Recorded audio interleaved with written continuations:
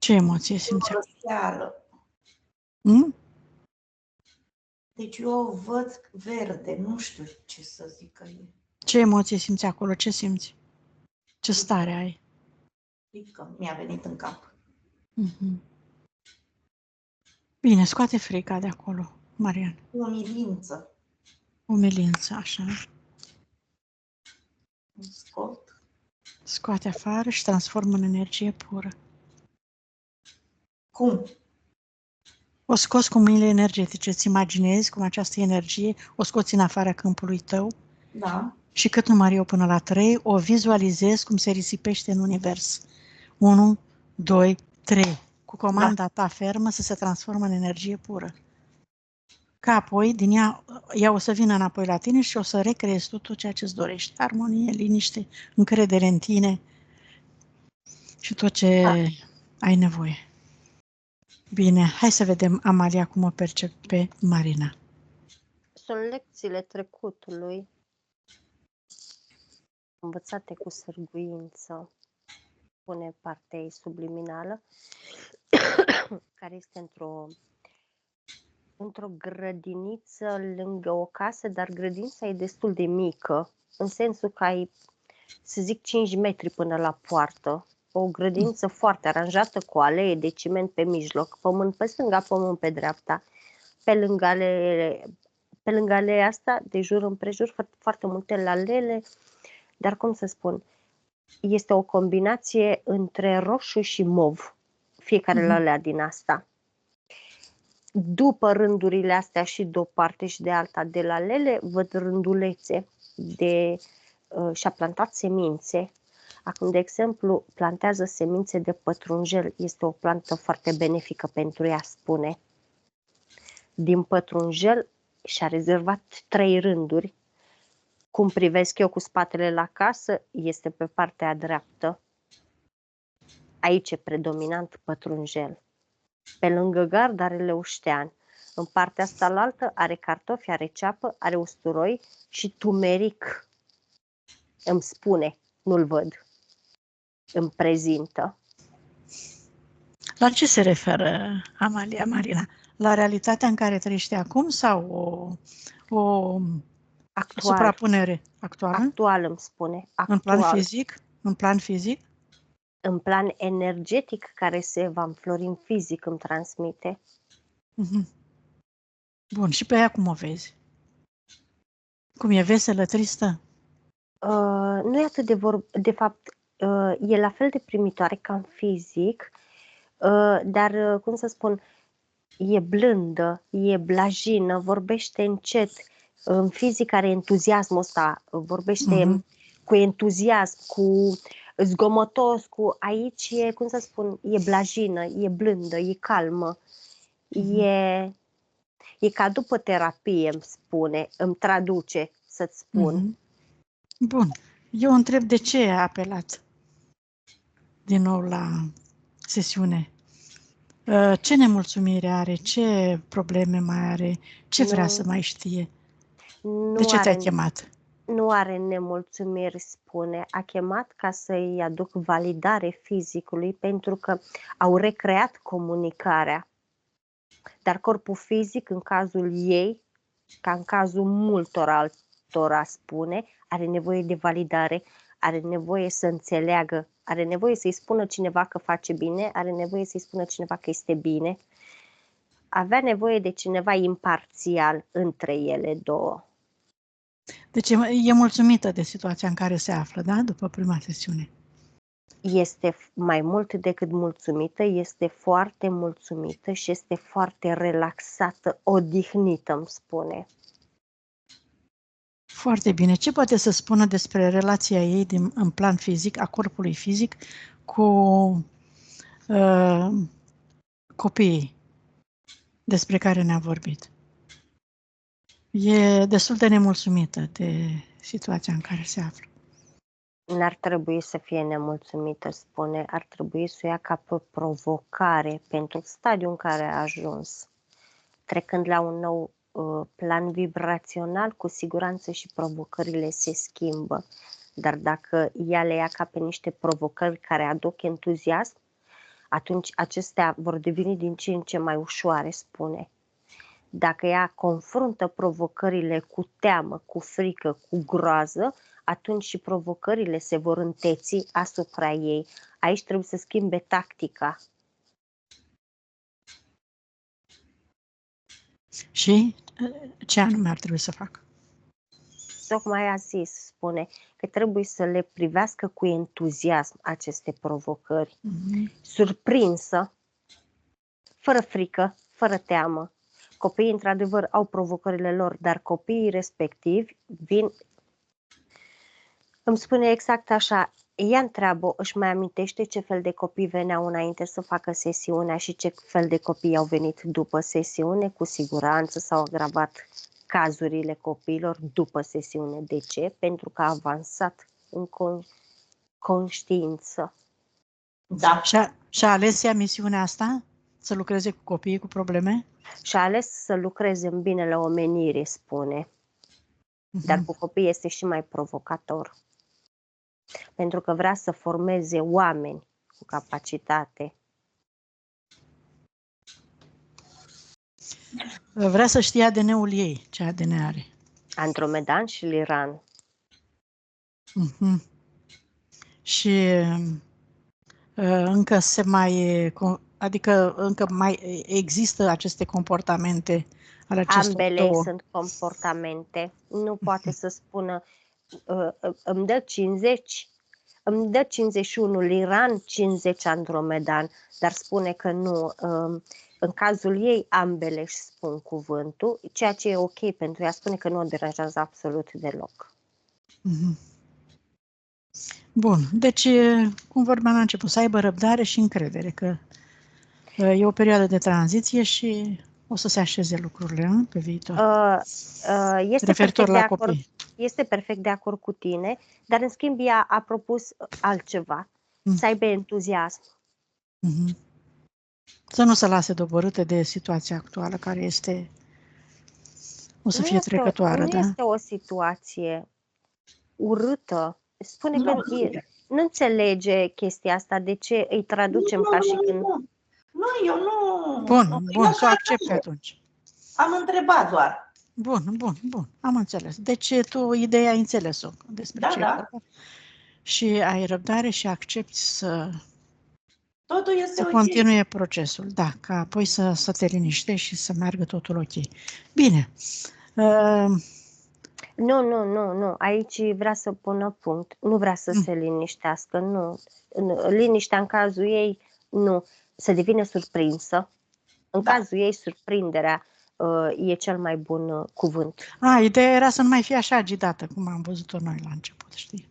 Tocmai pentru că nu poate să nu mai fie agitată, pentru că este în comportament să devină surprinsă, să entuziasmă.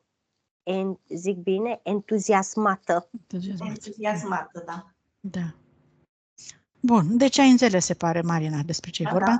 Hai să vedem cu copilul. Ai zis că încă mai ai ceva de rezolvat cu copilul? Mai are ceva pe cordon cu copilul ei? Are cordon recreat cu băiatul. Mai e nevoie să-l curețe? Da, percep foarte multe griji plecând de la ea către el. Percep puțină tensiune pe cordonul ăsta. Percep niște vorbe nespuse din partea ei către el.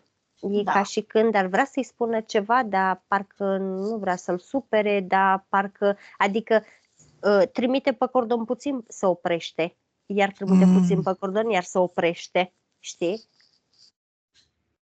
Faci procedura aia, Marina, dacă nu știi, îi vorbești în gând când ai ceva de spus și după aceea îi vorbești în fizic după câteva zile. Da. Tensiunea arterială, care este cauza? Agitația. Are legătură cu copilul? Sau cu copiii? Sau cu altceva? Are legătură cu viața la ea, pentru că cum să spun, îmi spune exact așa, referitor, mi-arată partea fizică, zice, și când e liniștită, ea nu e liniștită. Da, asta ziceam. E cam agitată. Da, deci tensiunea arterială e ca urmare a tensiunii ei interioare, a minții Corect. ei, a agitației interioare, să se adune, să se liniștească și să accepte. Mi-arată Bun. partea fizică că poartă foarte multe dialoguri interioare, dar nu în legătură cu ea. De exemplu, mi-arată, uite, acum un dialog, mâine, de exemplu, se întâlnește cu două doamne și cu un domn, ea deja își face dialogul cu ei de 2 ori de acum. Da. Deci se frământă, se obosește, da. Vrea să fie totul bine, vrea să fie perfecționistă și nu este avantajos ei să fie perfecționistă, deloc. Bun. Vede entitățile. Încearcă să străduiesc astea pe frecvența ei, care încă uneori mai scade, să o atace? Nu. Vrea să știe. Da. Majoritatea vor să o atace și majoritatea vor să ne atace. Dar nu neapărat atac agresiv, da, cât o influență așa, sau să se hrănească sau cum? Și o influență, și o mai mult decât influență, și o dorință de a colabora, o dorință de recolaborare e din partea majorității entităților care sunt în preajma ei, dar cum să spun, majoritatea o studiază acum, îmi spune, și mi-arată. Majoritatea se uită la ea. Cum să spun, îmi spune că gestionează și e foarte mândră de partea ei fizică, că gestionează foarte bine situația. Și îi place că nu se mai sperie atât de rău cum se speria înainte. Ea bănuiește că a avut un atac energetic. A avut mai multe atacuri, mai multe încercări de atacuri energetice, dar din toate a scăpat cu brio. Vreo 2 au și atins-o, dar nu într-atât încât să reprezinte un pericol pentru ea. Da, tuturor ni se întâmplă asta în orice univers ar afla. E mândră de mine? Cine? Sufletul meu. E foarte mândră de tine. Tocmai că ea comunică foarte bine cu tine, dar parcă tu te îndoiești de chestia asta. Acum nu mă mai îndoiesc, am văzut-o.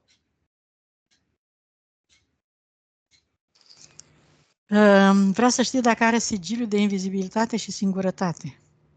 Că spunea când era tânără foarte des că vrea să se călugărească. Are pacturi de castitate și are autojurăminte de singurătate. Înainte de prima hipnoză, i s-a întâmplat același lucru care i s-a întâmplat și acum înainte de a doua hipnoză, cu o zi. Ea a refulat canalizarea. Are vreo cauză legată de faptul că evoluează așa, iată, prin curățări, prin sesiunile astea, sau e întâmplător? Nu e întâmplător. Văd un reptilian care face chestia asta. E ceva de genul o stricăciune înainte de a fi alungat. Aha. Se răzbună. O răzbunare așa. Bun. Vedem pe urmă ce curățăm. La umărul stâng vede ceva metalic, argintiu. Un implant.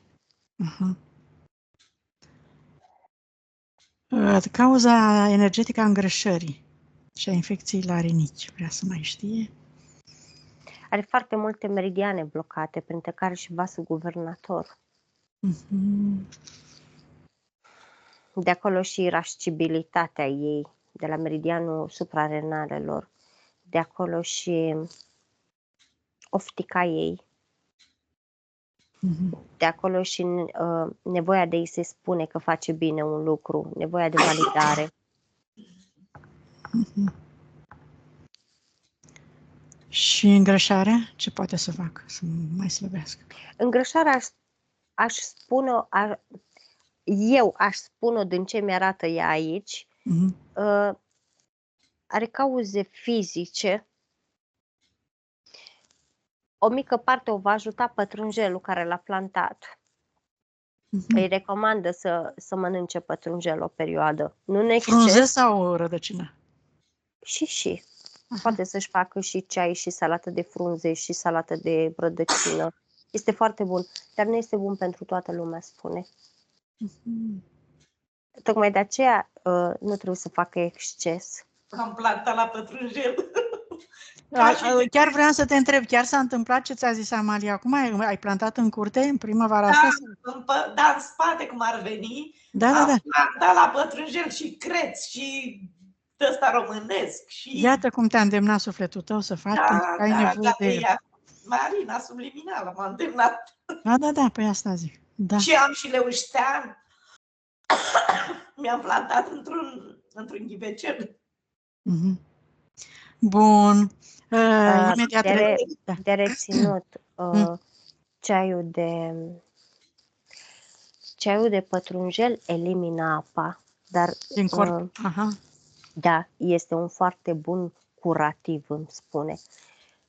Dar nu consumat în exces. Pentru că îi va elimina foarte multă apa din țesuturi. O cană pe zi? O cană pe zi e ok. Pătrunjel frunze, înțeleg. Frunze. Ceaiul ăsta. Da.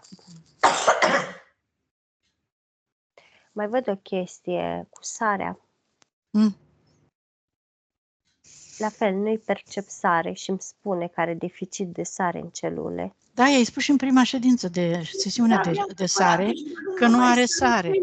Ce se întâmplă? Și ai mâncat, ai consumat sare, Marina? Deci eu nu mai am altă sare. Mi-am luat și grânjoasă și o pun la mâncare și fină pentru mâncat așa. Deci consum sare în mod normal, da? Da. Nu știu de ce nu asimilezi. Nu-i percep sare în celule. Și atunci ce să facă? Nu știu cum să o asimilez. Să ia magneziu sau altceva? Are nevoie de alte suplimente alimentare ca să poată să ajute la procesarea și la acumularea de sare în organism? Calciu, magneziu, fosfor. Calciu. Exact. Cum? Calciu, magneziu și fosfor? Da. Atunci, după sesiune, deci am avut o perioadă de luam zilnic câte o linguriță de sare celtică cu apă și o beam. S-ar putea, din cauza că ai lipsă de magneziu, fosfor și calciu, să nu siliciu să nu asimile sarea. Atunci mă voi duce și îmi voi lua și de astea. Tu ești în Ploiești. Da. Bine, vorbim capitolul. Să-mi aduce aminte să spun ceva după sesiune referitor la suplimentele astea alimentare. Da. Vrea să mai știe dacă mai poate și după aia trecem la curățare. Poate să mai vorbească cu mama decedată. Da, ea vorbește, îi percep amprentele mamei pe lângă ea. Ea n-a încetat comunicarea cu mama ei. E bine sau nu? Ce face? Nu e nimic greșit, spune partea subliminală, ținând cont de atașamentele umane. Sunt perfect normale, mai ales că au avut o relație foarte ok, e ca un pansament pentru ea.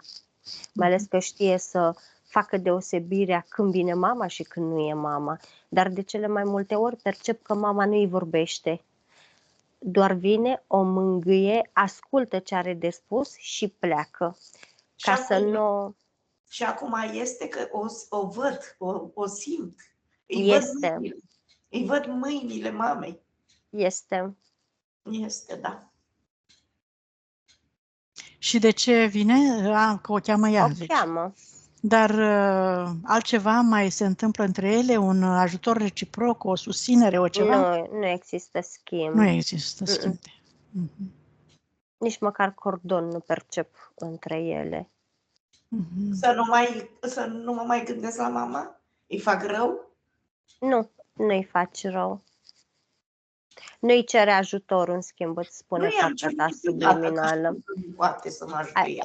Adică nu trece în extrema cealaltă. Nu, Din nu. atașament este ok să-i transmiți mesaje, este ok să-i transmiți iubire. O iubesc, da, atât. Da. Rămâi la stadiul ăsta, spune partea ta subliminală, Da. și e ok. Da. Nu, că știu că n-au cum să mă ajute și nici nu vreau. Bine, hai să mergem la scanare acum, Maria, să vedem dacă... Nu, întâi să vedem dacă are contracte. Dacă a încheiat vreun contract fără să-și dea seama cu vreo entitate. Are un contract foarte vechi cu Ra. Care a apărut acum, ca de obicei, mai apar astea care sunt ascunse. Da, un contract singur, pe ce se baza? Ce include acest contract? Ce prevede? Pe singurătate și pe tensiuni. Tensiuni excesive, văd. De asta simțea ea să întrebe de sigiliul singurătății. Da, ea de fapt nu s-a gândit să întrebe dacă are contract, mai degrabă s-a gândit la sigiliu. Dar Da. nu are sigiliu, are contract. Bun. Mai are vreun contract? Vreo entitate? În afară de ăsta, la stadiul în care este ea acum, spune partea ei subliminală, nu. Bun. Ardem contractul ăsta, Marina? Bineînțeles. Un foc purificator și cât număr până la 3, tu dai comandă din câmpurile tale ca acest contract să se ardă în totalitate pentru totdeauna, așa încât să-ți recuperezi energia și de aici și să plece această entitate Ra pentru totdeauna din câmpul tău. 1, 2, 3. Ars în totalitate, din scoarță în scoarță, pentru totdeauna. Refuzi să mai faci înțelegere contract cu această cura. Înainte să ardă contractul, spiritul meu i-a ordonat să-și cheme reptilianul care a supravegheat-o, care a supravegheat buna funcționare a acestui contract. Și cine crezi că a apărut? Fix cel care i-a refulat canalizarea în casă. Wow! E crocodil? Da, bineînțeles, așa-s E reptilian. ca un crocodil, nu? De stă în coadă. Da. Că ea l-a văzut și vrea să știe și ea. Unii au bot lung, unii nu au bot lung.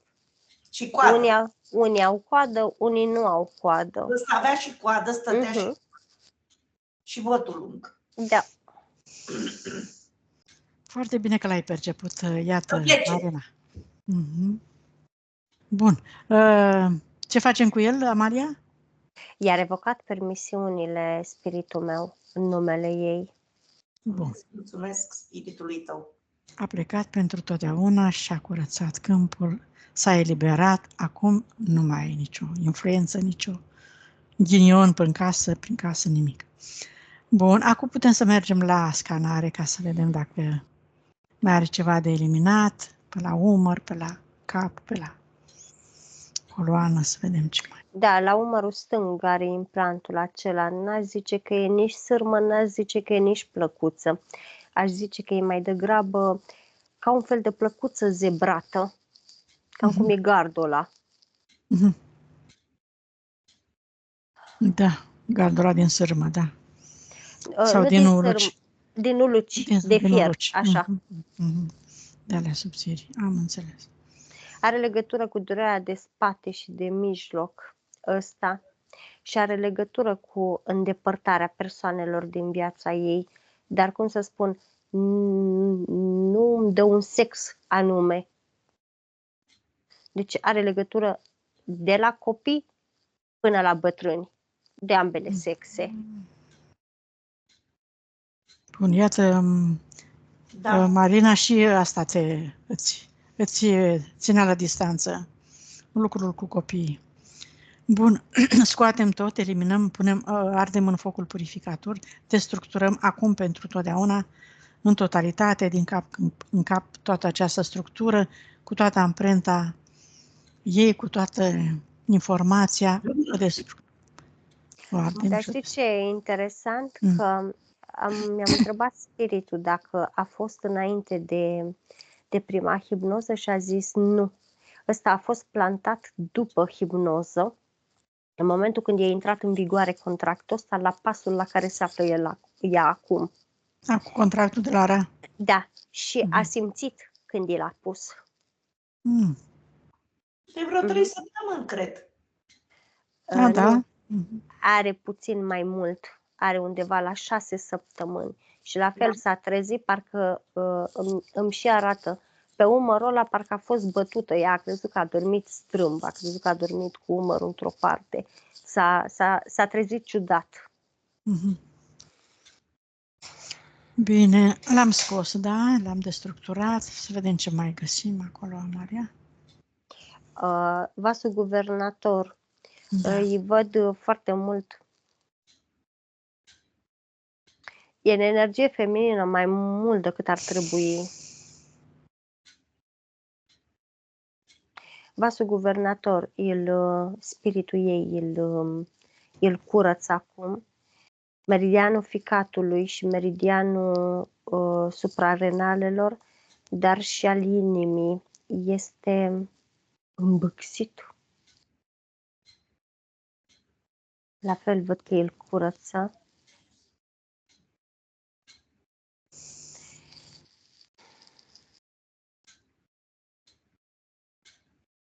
Da.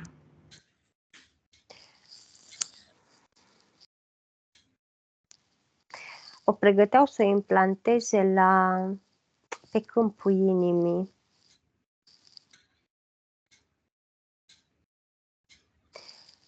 Da, o pregăteau să o implanteze pe câmpul inimii. Cine? Racul reptilianul ăsta. Era un tatonare acum. Da, o enerva, îi făceai șicanii cum i-au făcut și cu canalizarea și cu câmpul. copiii, ca să-i slăbească câmpul și după aia o prindea, slăbită. Și mai văd un nanobit în rinichiul drept.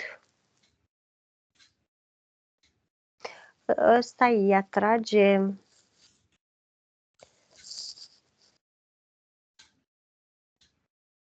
l-a ingerat. L-a ingerat prin alimente ceva, prin apă?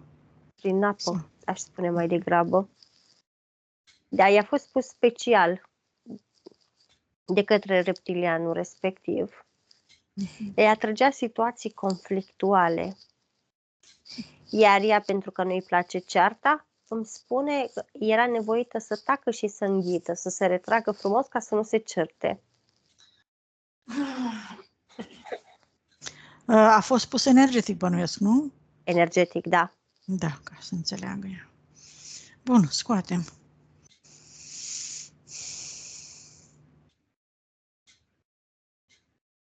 Și destructurăm în totalitate. Și văd pe picioare.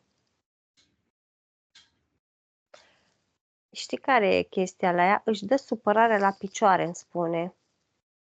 De fapt, cum să spun,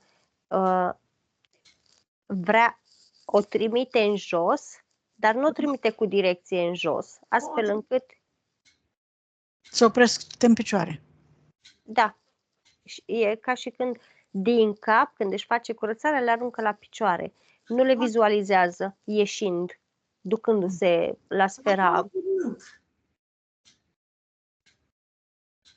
Bun. N-am auzit ce a zis. La Mama Pământ trimit câteodată. Da, dar pentru că tu nu ești destul de concentrată, așa cum îți spuneam la început, Marina, că trebuie să te liniștești, să-ți aduni gândurile și mintea, să nu mai fie atât de agitată, da? Când faci împământarea, nu se duce corect. Nu degeaba spuneam asta. Partea ei subliminală spune exact așa. Ea se conectează la Mama Pământ. Da. Ea zice că trimite, dar nu mai vizualizează ce trimite. O face grăbit. Bun. Scoate acum și trimite în adâncul Pământului toată această energie care a fost acumulată de-a lungul conexiunii tale eronate cu Pământul. Este o energie de supărare stagnantă în picioarele ei. De acolo și senzația de mâncărime a picioarelor, de acolo și senzația de Morțeală, probabil. de amorțeală și de picioare în gips. Grele, da. Așa îmi spune că le simte. Da, grele și duretoase. Bun, elimină tot. Vizualizezi acum, Marina, cum le dizolvi, le absorbe energia pură a pământului și ți le disipează, le transformă în energie strălucitoare, curată. Chakra coroană eu percep foarte frumos. Are deschizătura optimă și culoarea optimă. Chakra celui de-al treilea ochi, la fel, deschizătura optimă, culoarea foarte frumoasă, proeminentă. În schimb, chakra gâtului are o rotație mai mare decât ar trebui.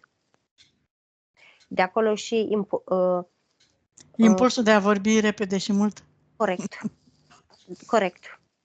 Hai să parcă nu se poate abține. Da, să știți că așa e. Da, chiar dacă vrea, nu poate să nu poate să se abțină, așa e. Reglăm chakra. Să vorbesc mai puțin. Eu știu că ți-am spus și la sesiunea trecută la fel. Da.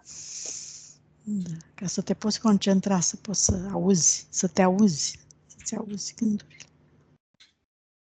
În schimb, chakra inimii funcționează pe bază de frică. Emite mai puțin. Dacă chakra gâtului se învârtea foarte repede, chakra inimii se învârte încet și în sens invers. Wow. Să reglăm și chakra.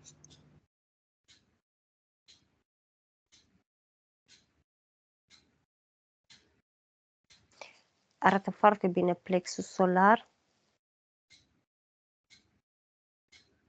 Chakra sacrală îi funcționează bine, dar nu are culoare. Nu are portocaliul ăla care ar trebui să fie. E așa, un portocaliu mai spălăcit, mai nefolosit, mai inert, La mai sacrală pal. am avut operațiile, fibroamele mele și cezariană și în sacral am constatat eu că mi-au băgat drenele. Chiar în dreptul respectiv, cum ar veni. Păi se pare că n-a funcționat de mult de a ajuns la aceste operații, Marina. Acum ai înțeles care a fost cauza operațiilor, am fost da? de domnișoară operată, deci cred ai că avut, ai avut chakra asta dezechilibrată probabil încă de la naștere, tare de tot. Da. Bun, reglăm, curățăm. Bine îi arată și chakra rădăcină. E ok. Bine. Liniile de potențial de suferință, deconectare de la... Ce s-a mai conectat ea? Conștiințe colective, astrale inferioare, egregoare de tot felul.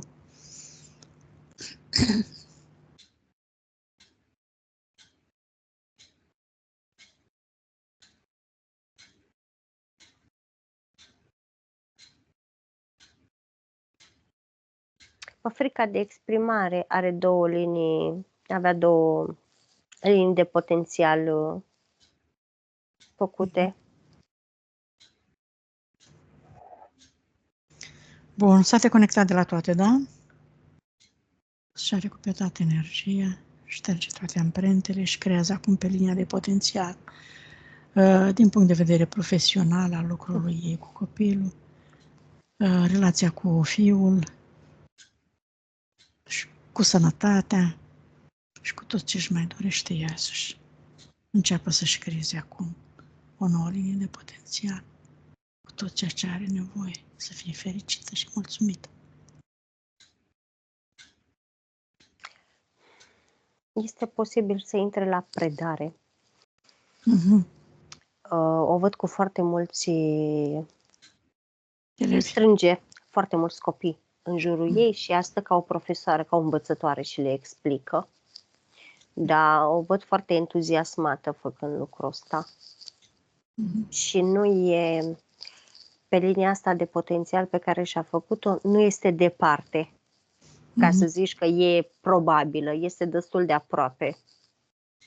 E spre concret, nu? Bun. Bine, nu este stabilit, bătut în cuie, spune partea Da, ei subliminală. mai are și ea nevoie de timp până se reglează și se Dar, reașează. Da. Probabil că asta e situația. Curăță cordonul cu... Sunt niște femei venite aici la cordoane, este și copilul, dar e, cum să spun, ce mi se pare mie, cum să mă exprim eu acum? Deci nu văd o situație problematică între ea și copil, dar văd mai degrabă ca și când un blocator de comunicare între ei doi pe cordonul ăsta.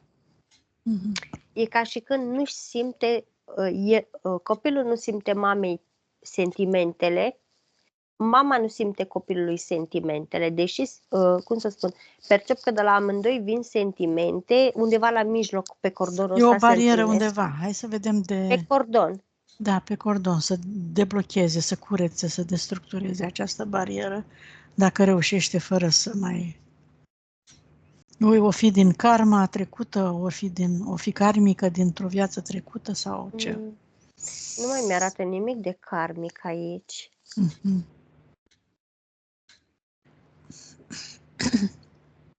Sunt vorbe nespuse. Sunt vorbe nespuse care s-au blocat acolo. Ți-am spus, au fost foarte multe vorbe trimise, dar n-au ajuns la el. E ca și când a rămas pe cordon. Și s-au stratificat până când a rămas un fel de ceară, dop de ceartă. Da. Și a blocat relația între ei. Îți imaginezi acum, Marina, cum cu energia curată, pură a iubirii tale din interior, trimite acum o frecvență corespunzătoare pentru a topi acest dop. Acum pentru totdeauna, pentru că tu îți dorești să comunici cu el, cu sinceritate, cu iubire, cu putere.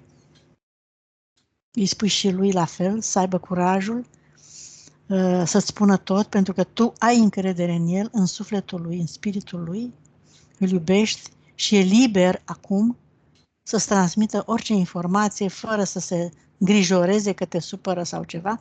La fel îți propui și tu. Cu curaj și încredere, iubire totală, ca să reușiți comunicarea și dizolvă tot acest dop acum pentru totdeauna. A început să dizolve, doar îmi dă cu virgulă comportamentul lui, în sensul că e ca și când se ascunde, e ca și când nu mă lasă să-l citesc. Acum era stană de piatră, în secunda 2 părea că respira așa răsuflat, după aceea iar devenea dur, după aceea devenea rigid, după aceea devenea constrâns și nu-mi dă voie să-i citesc adevărata emoție care o are vis-a-vis de mama lui acum. E ca și când știe. E ca și când el știe în fizic. Care e cauza blocajului? Nu, e ca și când în fizic știe că are loc sesiunea și parcă blochează în mod voit. Da, deci va trebui să... Nu-mi dă senzația că e o chestie care el acum o face inconștient. Îmi dă senzația că mă barează conștient și oricum nu o să insist la chestia asta. Cum spuneam la început, Marina, e nevoie să vorbești tu mental cu el și emoțional cu el cât mai des ca să se transforme el, să se schimbe el, să schimbe el atitudinea față de tine. Dorința asta ta de a te nega, de a te bara, așa. Bun. Hai să mai tăiem și cu transgeneraționalul, dacă s-a mai întâmplat ceva. Cu mama zici că nu are, dacă mai e ceva. Mai sunt conexiuni pe transgenerațional, dar le percep suave. Bun. E ca și când ea s-a dus către ei să mai descopere, și-a uitat să se deconecteze de ei. Deconectează-te acum, eliberează și eliberează-te, Marina. Acum pentru totdeauna, iartă-i și acceptă-i așa cum au fost. Șterge și curăță și lumineze acum cu iubirea ta, cu frecvență corespunzătoare. Curăț tot câmpul din trecutul tău, în tot ceea ce ține de comunicarea cu ei, de legăturile cu ei, de acțiunile lor. Cu tine, tot. Îi eliberezi și te-ai eliberat. Vrei să le trimiți informații, să-și cheme spiritul și sufletul și să lucreze în siguranță alături de ei, oriunde s-ar afla acum. Toți. Și eliberează-i pentru totdeauna. Hai să schimb spiritul, să vedem cum arată. Și dacă îi percepi prezența, Marina, cheamă spiritul și spune-i, roagă-l să te atingă. Vorbește cu el în gândul tău, spune-i tot ce-ți dorești. Că îl iubești, că dorești să comunici, să te ajute, să stea cu tine, să te inspire, să construiți împreună tot ceea ce-ți dorești. Și spune-ne dacă îl percepi și dacă te simți că te-a atins pe corp. Îmi simt mâinile, ca și cum mi-a luat mâinile. În mâinile lui. Da, exact așa a venit și a luat-o de mâini și o smucește așa și zice, nu ești singură. Și iar o smucește, nu ești abandonată, iar o smucește, nu ești orfană. Să-ți iasă din cap chestia asta. Da, tot timpul zic că sunt orfană și mereu îi zic lui să nu mă lasă de izbeliște. Marina, când îți vei dobândi încrederea totală în tine, află că atunci nu vei mai avea niciun fel de probleme pe nicio direcție. Toate se vor rezolva, chiar dacă apar perturbări în viața fiecăruia. Dar în momentul în care ai încredere în tine, se rezolvă foarte ușor. Toate neînțelegerile, toate nemulțumirile, tot. Am mai multă încredere în mine față de ultima oară. Da, dar uite că Multă. mai ai ceva timp până la dobândirea Mai am, da, sigur că da. Fac E important că ești pe calea cea bună. Da. Bun, hai conexiunea cu Pământul, mai fă-ți odată conexiunea cu energia pură a Pământului. Marina, îți imaginezi din centrul tălpilor două fascicule de energie pură care se adâncesc, cresc în centrul Pământului și se unesc cu energia pură a Pământului și spui că îl iubești, că îi mulțumești pentru roadele lui, iată, pentru susținere, pentru tot. Și te vizualizezi ca fiind un canal de energie pură până în creștetul capului, Marina, și îți umpli tot corpul tău și toate câmpurile tale cu această frecvență și îți reglezi toți centrii energetici, toate circuitele, câmpul tău, cureți orice amprenta a trecutului, neplăcut, nociv, din câmpurile tale, le întărești, le dai comandă să se reașeze, reorganizeze în forma, culoarea, mărimea corespunzătoare, pentru că tu îți dorești să ai protecție permanentă doar prin câmpurile tale, cu încrederea ta și cu iubirea ta. Nimeni nu te protejează în afară de energia ta proprie. Acumularea tuturor valorilor tale din toate timpurile. Și hai și cu conexiunea cu energia pură a sursei, să vedem. Să-și caute din nou valorile, să-și le aducă în corp, să-și echilibreze energia feminină cu energia masculină, că era acolo ceva. Activeze toate memoriile și puterea inimii, da, puterea iubirii. Și aș vrea să-i dai comandă de echilibrare a emisferelor, Amalia, dreapta-stânga. Da. Să îmbrățișeze, să comunice, să fie mai atentă, mai liniștită, mai adunată, mai concentrată pe ea. În armonie cu ea însă și cu întreg universul, cu toate persoanele din jur. Să-și dobândească liniștea și armonia totală. Curățarea casei apoi. Amalia, te rog, și a mașinii. Și a Da. mașinii, da. Și a locului de muncă, da. Da, da, da. La școală, da.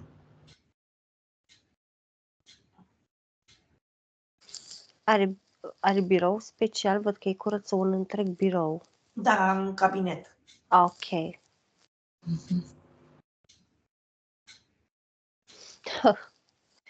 Da. Am avut o mică divergență cu o colegă. Da, pentru că m-am uitat și acum când a curățat. E ca și când, cum să dau eu exemplu ăsta, Ioana? Mm. Este foarte luminos biroul ei în comparație cu restul. Adică e ca și Școlii, când... cu restul școlii. Corect. E ca și când ar fi un bec, ar fi 7 camere de jur împrejur și ăsta e un bec și Într-o tot singură becul ăsta cameră. luminează restul. Wow! De aici Și greutățile cu care se confruntă ea.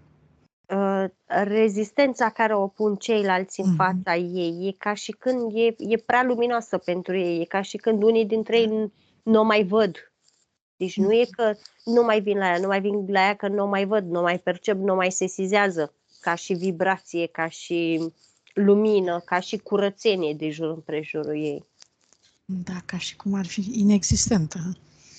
Se Da. contopește cu lumina, se contopește cu energia universală a sursei. Iată De aia câteva... și cei care ajung, e ca și când ajung referitoare la prietenele de care povesteam mai devreme, le văd acum,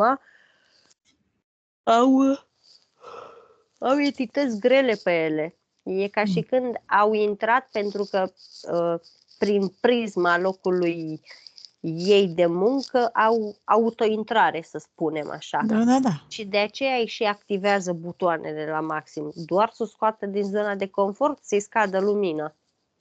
Să o aducă la egal cu ceilalți. Ca să poată să colaboreze, că altfel nu o percep. Da, iată că își va găsi ea un drum în care să poată să lucreze în condiții optime, după cum și-a creat pe linia de potențial. Ce mai avem? Curățarea casei. Am făcut curățarea casei și asta. Robinetul abundenței. Îl percep mărit. Bun. Dar curge în fluxuri, nu curge constant. Pentru ei e o normalitate, spune partea ei subliminală. Bine. Cam atâta. Metabolizare cât are? Câte zile? 6 zile, nu, mă uitam la robinetul ăsta Să-l regleze? Vrea să-l regleze? Da, este mult prea mărit pentru fluxul care curge, știi? Dar nu curge în flux. Și spune, zice, de ce să intre și aer? Și s-a dus partea subliminală și l-a asezonat puțin. De-aia mă uitam să văd. Spiritul ei a spus în fizic să-i mai dăm o dată comandă să revoce pacturile de castitate. Bun. Revoc pactele de castitate. Acum pentru totdeauna. Acum și pentru totdeauna. Refuz să mai accepti așa ceva vreodată în experiențele tale. Refuz. Refuz. Pentru totdeauna. Perfect. Da, e ok. Deci avem flux de energie aici, în zona uterului. Albă. Acolo era. Se lucrează. Deschis în mod exagerat. Cine știe de când, de cum, ce programe. Bun, s-a remediat, Marina, s-a reglat totul. Spune-ne dacă ești ok și... Eu sunt foarte, da, minunat. Aș mai vrea să o rog pe Amalia dacă poate să mă ajute, poate îi vin în cap. Nu știu să-mi fac minimul și știe la ce mă refer eu. Îți vin niște numere în cap. Cum să lucrez? Numere sau cum să lucrezi? Nu știu ce să te întreb. Partea ta subliminală spune că astea sunt calcule de făcut în fizic. Da. Dar să știi că îmi arată ceva cu 3, 3, 6, 3, 6, 0, 0, ceva de genul. 3, 6, da, îmi schimbă 3, 6, 3, 3, 3, 6, 3, 3 și parcă percep zerouri, îmi apare zerouri, se extompează zerourile. Da. Ok, putem să închidem? Ne dai acceptul de publicare, Maia? Da. Mulțumim, vă deconectați de tot și de toate. Închidem toate portalurile, tăiem toate.